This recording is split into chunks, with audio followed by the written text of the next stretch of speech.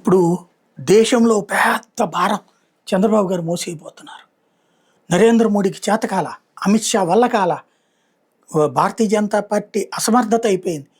దాంతో దేశంలో రిజర్వేషన్ల సంఖ్య 50% సీట్లు పెంచడానికి అసెంబ్లీలో పార్లమెంట్లో ఉన్న వాటిని అఖిలేష్ యాదవ్ను ఒప్పించడం, తేజస్వి యాదవ్ను ఒప్పించడం, ఉద్ధవ్ థాకరేని ఒప్పించడం, మమతా బెనర్జీని ఒప్పించడం, రాహుల్ గాంధీని ఒప్పించడం, అట్లా కమ్యూనిస్టులు ఒప్పించడం, ఈ పనంతా చంద్రబాబు గారిని ఎత్తినేసుకున్నారట. పాపం ఇచ్చిన మోడీ కన్నా తెలుసో లేదో రాధాకృష్ణ గారికి తెలిసింది. మరి ఏ బాత్రూమ్ నుంచి ఉండి విన్నదో ఆంధ్రజ్యోతి. మళ్ళీ వచ్చే జూన్ జూలైలోనే బిల్లు పెట్టేస్తారట. పెట్టేసేసి మహిళా ముందేమో 50% రిజర్వేషన్లు సీట్లు పెంచడం, ఆ తర్వాత మహిళా రిజర్వేషన్ బిల్లు, ఈ రెండు కూడా పెట్టేస్తారట. బాబు గారికి ఆ బాధ్యత అప్పచెప్పేశారట. ఇంతకీ బాబు గారికి తెలుసా లేదా ఆ విషయం అన్నటువంటి సంగతి. ఎందుకు ఇట్లాంటి ఓవర్ హైపు?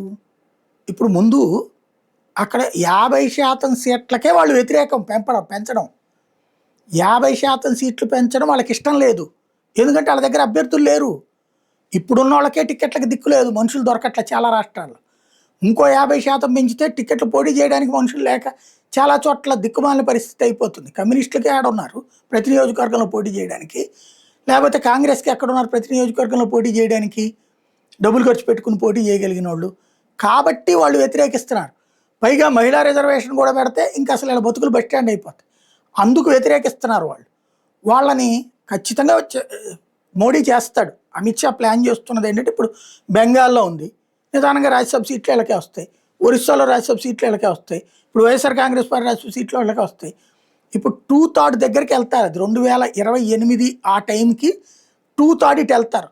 ఇప్పుడు ఏఐఏడిఎంకే రాజ్యసభ సభ్యులు, డిఎంకేకి సంబంధించిన వాళ్ళు, అక్కడ తృణమూల్ వాళ్ళు, ఎన్సీపీ వాళ్ళు, వీళ్ళు కూడా కనుక బీజేపీకి టర్న్ అవ్వడం కానీ లేదా బీజేపీకి మద్దతు ఇచ్చేందుకు బీజేపీ ప్రయత్నాలు చేస్తోంది వాళ్ళతో. అవి సక్సెస్ అయితే ఇప్పుడు ఆపోళ్ళు 7 జాయిన్ అన్నట్టుగా వాళ్ళు జాయిన్ కాబోయినా బయట నుంచి సపోర్ట్ చేస్తానన్న వాళ్ళందరూ ఉంటే అప్పుడు బిల్లు పెడుతుంది. అది 28 ఆ లెక్కని చేస్తారు, 27, 28. అలా వాళ్ళు ఎట్లాగూ చేస్తారు. ఆ క్రెడిట్ చంద్రబాబు గారికి ఇప్పుడే రాసి ఇచ్చేసాడు అనమాట రాధాకృష్ణ గారు.